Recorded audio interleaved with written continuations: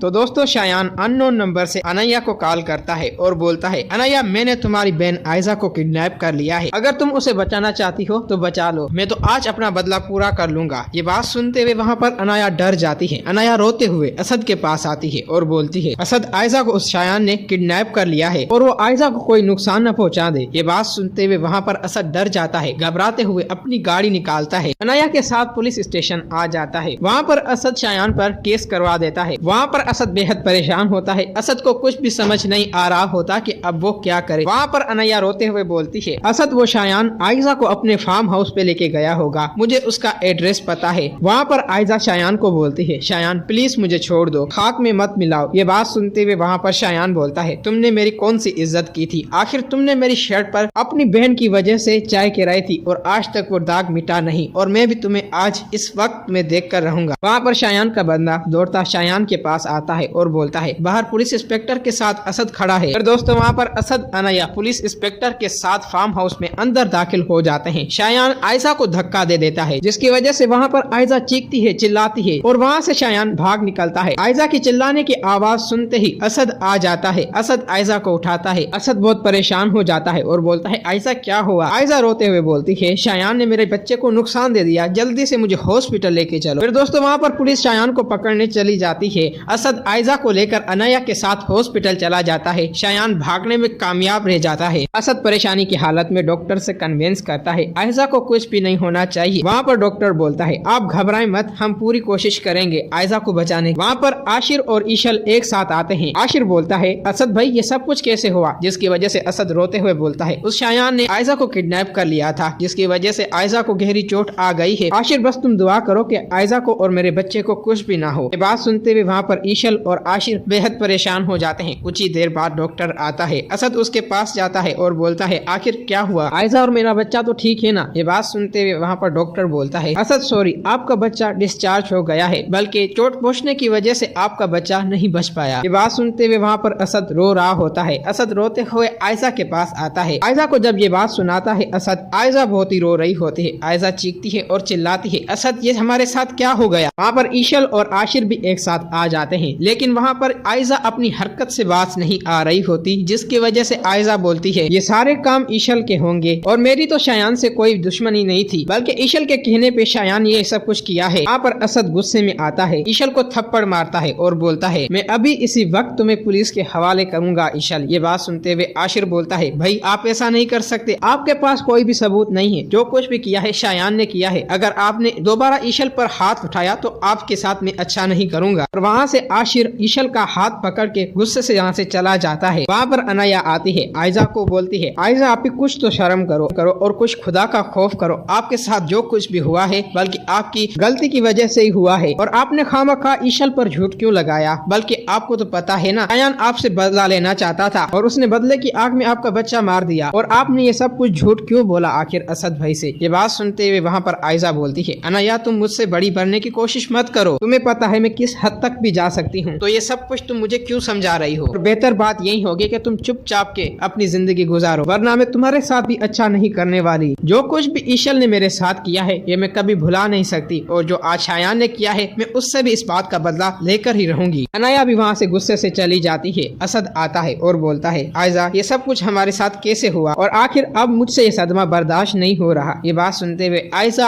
असद का हाथ पकड़ती है और बोलती है, असद तुम घबराओ मत, मैं तुम्हारे साथ हूँ, बस तुम कैसे भी करके ईशल और आशिर को घर से निकाल दो, बल्कि ईशल की वजह से ये सब कुछ हो रहा है और हमें ईशल खुश नहीं देखना चाहती। ये बात सुनते हुए वहाँ पर असद बोलता है, हमें अब ऐसा ही करना होगा आयजा। तो दोस्तों असद आयजा की मोहब्बत में अंधा हो चुका है। असद को कुछ भी समझ नहीं आ रहा था कि आयजा उससे किस तरह चाल चल रही है। अगर आप लोगों को ये वीडियो अच्छी लगी है तो इस वीडियो को लाइक करें।